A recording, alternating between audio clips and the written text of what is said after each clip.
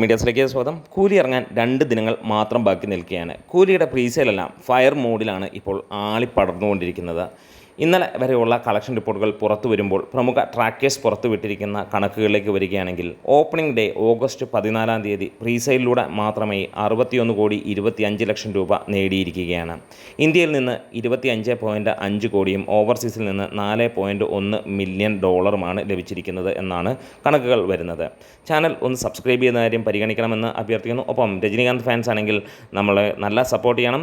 കാരണം അമ്മാതിരി വീഡിയോസ് ചെയ്യാൻ താല്പര്യമുണ്ട്. അതുകൊണ്ട് തന്നെ നിങ്ങളുടെ കട്ട സപ്പോർട്ട് ഉണ്ടെങ്കിൽ നമ്മൾ കൂടുതൽ വീഡിയോസും കൂടുതൽ വിവരങ്ങളുമായി വരും. ഇനിയും ഓപ്പണിംഗ് വീക്കെൻഡിലേക്ക് നോക്കുകയാണെങ്കിൽ ഓഗസ്റ്റ് 14 തൊട്ട് 17 വരെയുള്ള പ്രീസെയിൽ കളക്ഷൻ വന്നിരിക്കുന്നത് 83.5 കോടിയോളമാണ്. 83,50,00,000 രൂപ പ്രീസെയിൽ കടന്നു എന്നുള്ളതാണ് ട്രാക്കേഴ്സ് മുഖാന്തരം പുറത്തു വരുന്നത്. പ്രീസെയിലൂടെ മാത്രമായിട്ടാണ് വന്നിരിക്കുന്നതെങ്കിൽ ഇന്ത്യയിൽ നിന്ന് 36 കോടിയും ഓവർസീസിൽ നിന്ന് 5.4 മില്യൺ ഡോളറും. ഇന്ന് നമ്മൾ പ്രതീക്ഷിക്കുന്നത് 95 കോടിയിലേക്ക് എത്തുമെന്നുള്ളതാണ്. നാളെ കൊണ്ട് 105-110 കോടിയിലേക്ക് എത്തും എന്നുള്ളത് തന്നെയാണ്. അങ്ങനെയാണെങ്കിൽ ഇവിടുത്തെ സർവ്വകാല റെക്കോർഡുകളും തകർത്തുകൊണ്ടായിരിക്കും സിനിമ മുന്നോട്ട് കുതിക്കാൻ പോകുന്നത്. ഇതിനോടകം തന്നെ സർവ്വകാല പല റെക്കോർഡുകളും കൂലി ഇതിനകത്തിൽ തകർത്ത് എറിഞ്ഞു കഴിഞ്ഞു. കേരളത്തിൽ 6 കോടിയിലേക്ക് എത്തുകയാണ്. പവർ ഹൗസ് എന്ന് തന്നെ നമുക്ക് പറയാം. എന്തായാലും അത്ര ഗംഭീരമായിട്ട് തന്നെയാണ് കൂലിയുടെ ഓരോ നിമിഷങ്ങളും പോകുന്നത്. പ്രത്യേകിച്ച് ബുക്ക് മൈ ഷോയിലും തരംഗമായി മാറുകയാണ്. വേറെ ഒരു സിനിമയ്ക്കും ഇല്ലാത്ത ലെവലിലുള്ള ഒരു ഹൈപ്പിലൂടെ തന്നെ പോകുന്നു.